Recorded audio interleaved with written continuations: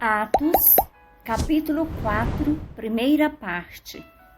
E estando eles falando ao povo, sobrevieram os sacerdotes e o capitão do templo e os saduceus, doendo-se muito de que ensinassem o povo e anunciassem em Jesus a ressurreição dentre os mortos, e lançaram mão deles e os encerraram na prisão até ao dia seguinte, pois já era tarde. Muitos, porém, dos que ouviram a palavra creram, e chegou o número desses homens a quase 5.000. E aconteceu no dia seguinte, reunirem-se em Jerusalém os seus principais, os anciãos, os escribas, e Anás, o sumo sacerdote, e Caifás, e João, e Alexandre, e todos quantos haviam da linhagem do sumo sacerdote. E pondo-os no meio, perguntaram: com que poder ou em nome de quem fizeste isto? Então Pedro, cheio do Espírito Santo, lhes disse: principais do povo, e vós, anciãos de Israel, visto que hoje somos interrogados acerca do benefício feito a um homem enfermo, e do modo como foi curado, seja conhecido de vós todos e de todo o povo de Israel, que em nome de Jesus Cristo, o Nazareno, aquele a quem vós crucificaste e a quem Deus ressuscitou dentre os mortos, em nome desse é que este está são diante de vós. Ele é a pedra que foi rejeitada por vós, os edificadores, a qual foi posta por cabeça de esquina, e em nenhum outro há salvação, porque também, debaixo do céu, nenhum outro nome há, dado entre os homens, pelo qual devamos ser salvos. Então, eles, vendo a ousadia de Pedro e João, informados de que eram homens sem letras e indoutos, maravilharam-se e reconheceram que eles haviam estado com Jesus. E, vendo estar com eles o homem que fora curado, nada tinha que dizer em contrário. Todavia, mandando-o sair fora do conselho, conferenciaram entre si, dizendo: que havemos de fazer a estes homens? Porque a todos os que habitam em Jerusalém é manifesto que por eles foi feito um sinal notório, e não o podemos negar.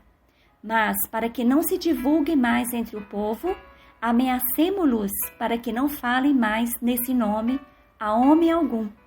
E chamando-os, disseram-lhes que absolutamente não falassem, nem ensinassem no nome de Jesus. Respondendo, porém, Pedro e João, lhes disseram: julgai vós se é justo, diante de Deus, ouvir-vos antes a vós do que a Deus?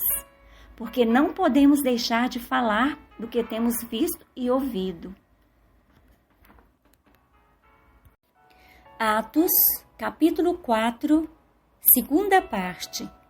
Mas eles ainda os ameaçaram mais e, não achando motivo para os castigar, deixaram-nos ir por causa do povo, porque todos glorificavam a Deus pelo que acontecera, pois tinha mais de 40 anos o homem em quem se operara aquele milagre de saúde. E, soltos eles, foram para os seus e contaram tudo o que lhes disseram os principais dos sacerdotes e os anciãos.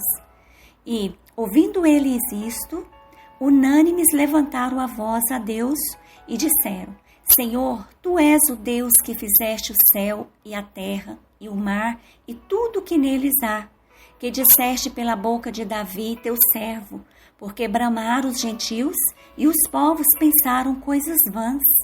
Levantaram-se os reis da terra e os príncipes se ajuntaram a uma contra o Senhor e contra o seu ungido, porque verdadeiramente contra o teu santo Filho Jesus, que tu ungiste, se ajuntaram não só Herodes, mas Pôncio Pilatos, com os gentios e os povos de Israel, para fazerem tudo o que a tua mão e o teu conselho tinha anteriormente determinado que se havia de fazer. Agora, pois, ó Senhor, olha para as suas ameaças e concede aos teus servos que falem com toda a ousadia a tua palavra.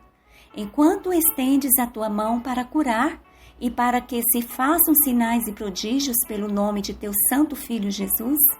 E tendo orado, moveu-se o lugar em que estavam reunidos, e todos foram cheios do Espírito Santo e anunciavam com ousadia a palavra de Deus. E era o coração e a alma da multidão dos que criam, e ninguém dizia que coisa alguma do que possuíam era sua própria, mas todas as coisas lhes eram comuns. E os apóstolos davam com grande poder testemunho da ressurreição do Senhor Jesus, e em todos eles havia abundante graça. Não havia, pois, entre eles necessitado algum, porque todos que possuíam herdades ou casas, vendendo-as, trazia o preço do que fora vendido e o depositavam aos pés dos apóstolos. E repartiam-se cada um segundo a necessidade de que cada um tinha. Então, José, cognominado pelos apóstolos Barnabé, que traduzido é Filho da Consolação, levita natural de Chipre, possuindo uma herdade, vendeu-a e trouxe o preço e o depositou aos pés dos apóstolos.